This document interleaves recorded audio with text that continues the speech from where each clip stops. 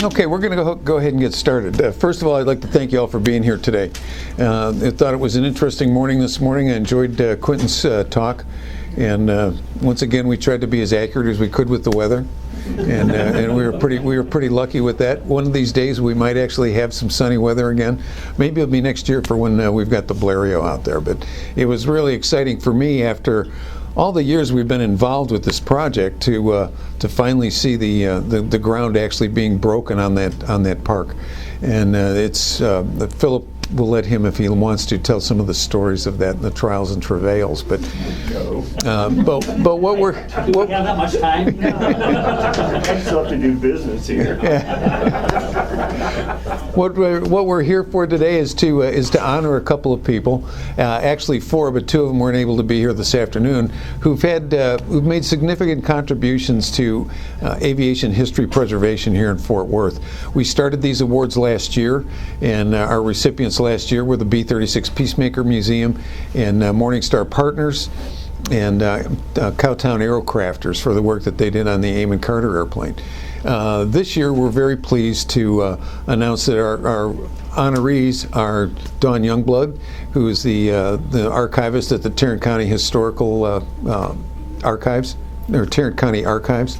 Dawn has been a friend to aviation ever since I've known her now, and I know before that because Ben would talk about things that she had in the collection over there, and when the city had items that needed a home, Dawn was ready and willing to make the space available at the archives for the city's collection. When we needed to borrow some things for items, Dawn has helped us with that, and she's got a very nice display of aviation artifacts that are out over there at the archives.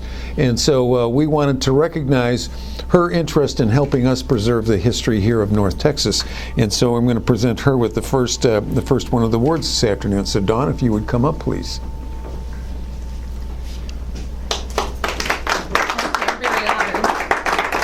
Well, it says 2016 Wings Award presented to Dr. Dawn Youngblood, Tarrant County Archivist, in recognition of your significant contribution to North Texas aviation history as the Tarrant County Archivist. So thank you very much. Thank you, Jim. I'm very honored. Okay.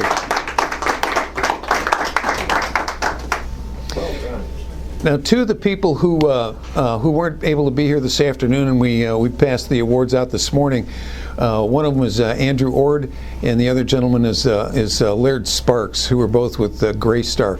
Greystar is the apartment developers who are doing the development around First Flight Park.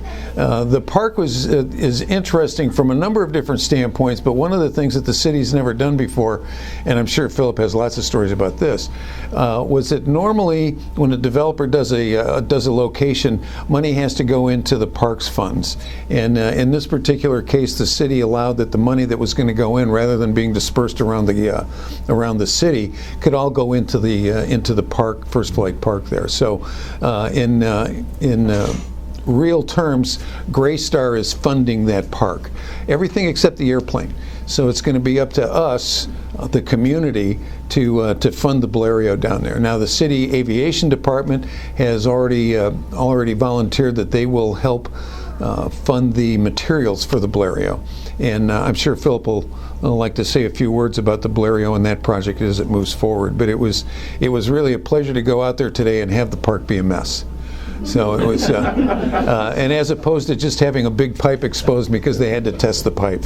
So it over the last few years, we've gotten to know Phillip and Mary Nell, and we've really enjoyed the relationship with them. Phillip is just very much of an enthusiast about what we're doing down there with First Flight Park, and he's been really ready, willing, and able to help. I can remember the first time we met him, which was actually about 3 years ago. It was the day that we dedicated, I guess it was the day that we dedicated the plaque down there, and just very enthusiastic, and he's gotten even more enthusiastic about it since then. He's shown us his files. I think some of the files that he has on First Flight are more extensive than some of the things that we have here. So at any rate, so we weren't able to have Andrew Ord from Graystar and Laird Sparks here this afternoon from Graystar, so they got their awards this morning. But this afternoon, we wanted to honor Phillip Poole. Phillip, and I know Mary Nell has been right there every step of the way, but Phillip has gone to battle for us on so many occasions, and he may want to relate some of those stories, but we may have lit the fuse and started things, but he's been the one who's been on the front lines battling with the Parks Department and with the city and the planners and everybody else to make that park a reality. And I think everybody is going to be very proud of that park once it's completed, and we all have a chance to just sit out there and observe how people interact with that park. I think it's going to be very special for the city and for us both. So with that, we wanted to honor Phillip Poole in Townsite. Phillip, if you'd come up, please.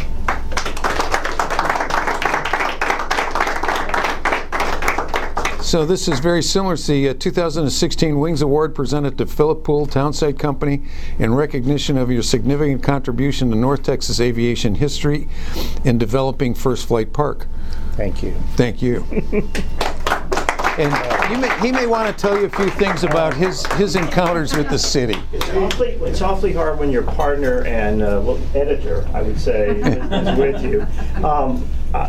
We got bitten by the aviation industry here in North Texas, and part of it, we'd always known that the Montgomery Ward's building was on the side of that driving park, and so we started digging into it, found the old maps. I grew up in Mount Vernon, Virginia, so the history there was very, very deep. And here, when I got here, I wanted to learn as much as I could about Fort Worth, and so it was fun just to be able to dig in and see what had occurred here. When we started thinking about this area that's it's a half an acre, 26,000 square feet, sitting in front of the project that Graystar is completing.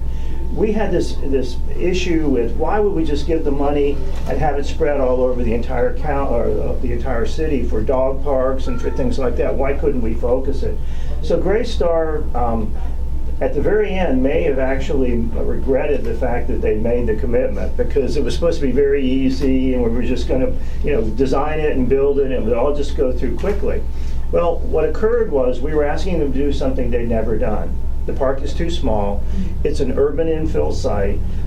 It's sitting on top of a 60-inch raw water line, which historically, this is interesting, about 1920, brought the water in from Lake Worth to the Holly treatment plant. So it runs through the park. So there wasn't much could be built on it.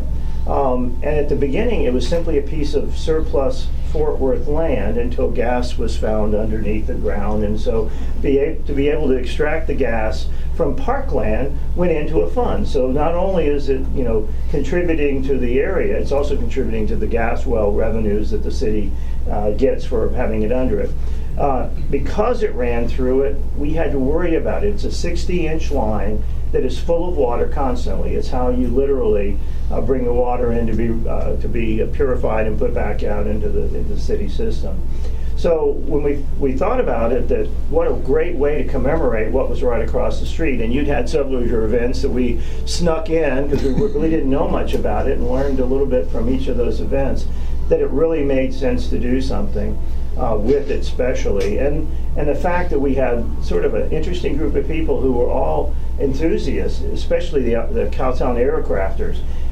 When you start thinking about how do you build a replica aircraft full size that doesn't want to fly. That was the challenge. As an architect, we came up with these marvelous designs with the plane swooping out on a big steel beam. The first time that the aircrafters saw it, they go, nah, that ain't going to work. It's not going to work. It'll tend to rip up. And so we've had to modify the designs. We've got several different iterations just on how to deal with the plane.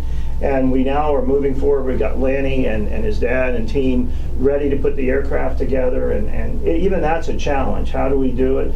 Bill's going to help us as far as the support system. It's been exciting for us. And of course, I got very involved in trying to do the research, and today was illuminating to me. Quentin has been a dear friend for quite a while, and we've done some projects together.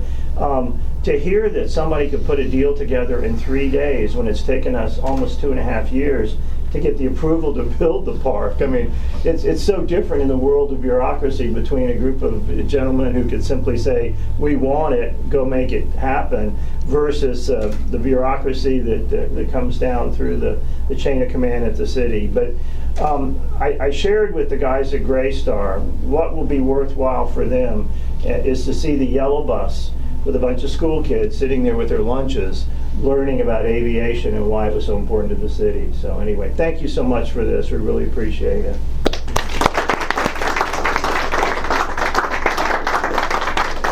And Dawn, I'm a little remiss. Do you have some comments that you'd like to make about what you do with aviation down there at the archives? Come by the archives and see your exhibits as you get a chance. She has some great exhibits right there. She's got some of what the Fort Worth Air and Space Museum Foundation had done. She's salvaged that and has it out on view. But she also has a lot of collection items on display down there of her very own. Some of them I'd like to have here. But they're done, so we'll just leave it at that for now. Moving around with key for key. Yeah, yes. So, at any rate, this is something we will do on an annual basis. We appreciate everything that you folks have done to help with the community here. When we first started the museum and moved to this location, there was a feeling of, well, people really don't care about aviation here. And my attitude has been, it isn't a matter that they don't care, they just don't know. And so as long as we have people like you folks here in the community that are helping make aviation live, aviation history live here and bringing it to life, that way the heritage will be told and it won't be lost. And so we appreciate everything that you're doing on a daily basis to help us tell the story here. So thank you for your time and thank you for your interest. So. And once again, my wonderful staff here has put together some refreshments out here. So there's wine and water and coffee and other nibbles out there. So please participate and stay as long as you like today. There'll be cookies if anybody wants to know how they taste it. Let me know.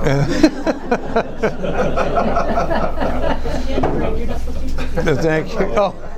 Oh, January is no cookie month. What there's? They were peppermint. They had. Oh, okay. I know you did it to protect the rest of us, right? Yeah. Thank you very much. So, thank you.